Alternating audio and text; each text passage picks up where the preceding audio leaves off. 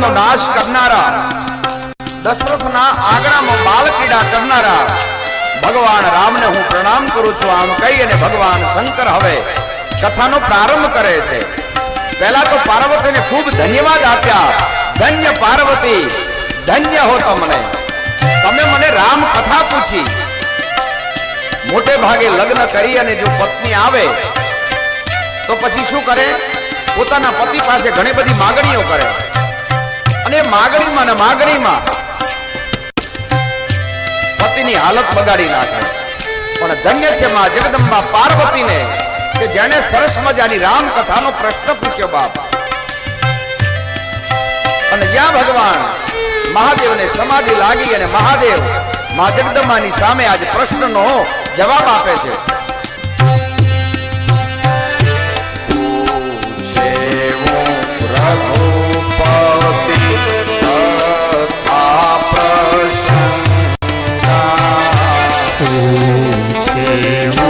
रघुपति तथा प्रसंग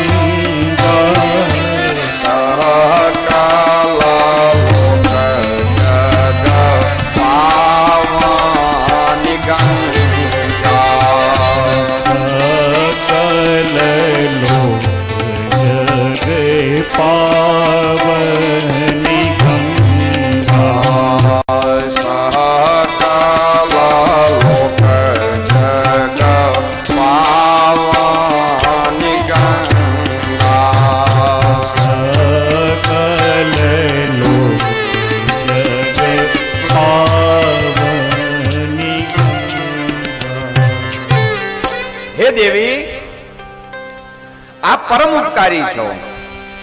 આપે સકલ લોકોને પાવન કરનારી ગંગા સમાન તમે મને રામ કથા પૂછી છે.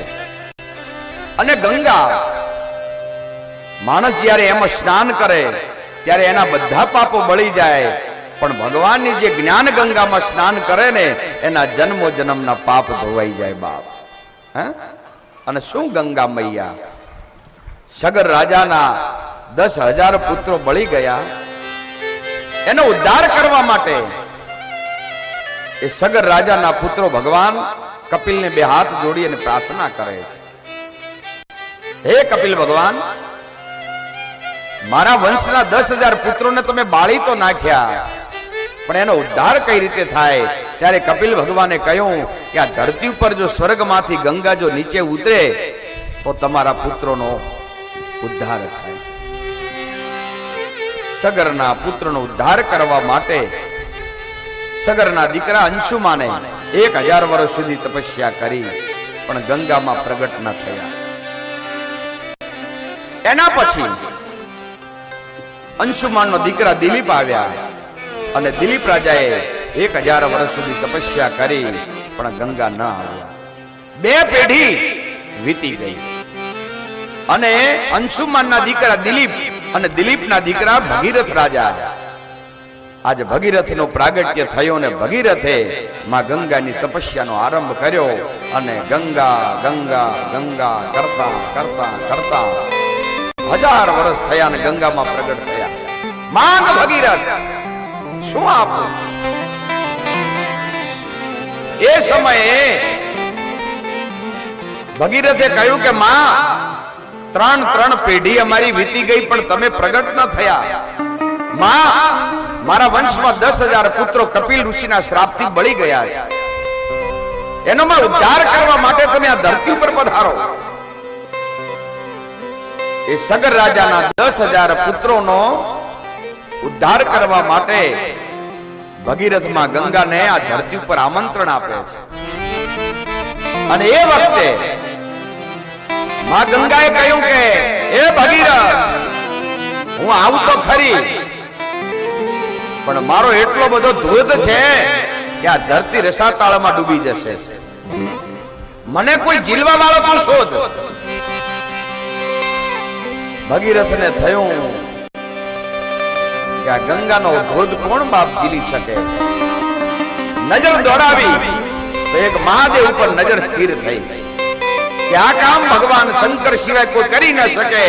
અને મહાદેવને 2 હાથ જોડી અને પ્રાર્થના કરી ઓમ ત્ર્યંબકં યજામહે સુગંધિમ પુષ્ટિવર્ધનમ ઉર્ભારુકમિવ બંધનાન મૃત્યોર્મક્ષીયમામૃતા મૃત્યુંજય મહાદેવ ત્રાહિ મામ શરણાગતમ જન્મ મૃત્યુજરા વ્યાધિ પીડિતમ કર્મ બંધને.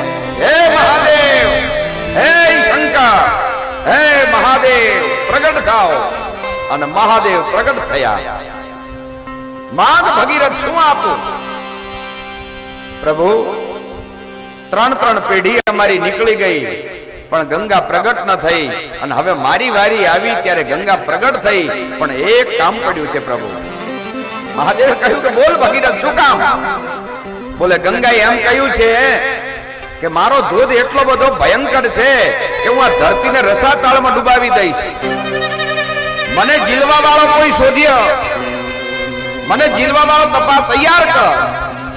પ્રભુ, આપ સિવાય આ ગંગાનો કોઈ ભાર સહન ન કરી શકે. મહાદેવ કહ્યું કે જા ભગીરથ, ગંગાને કે આવે.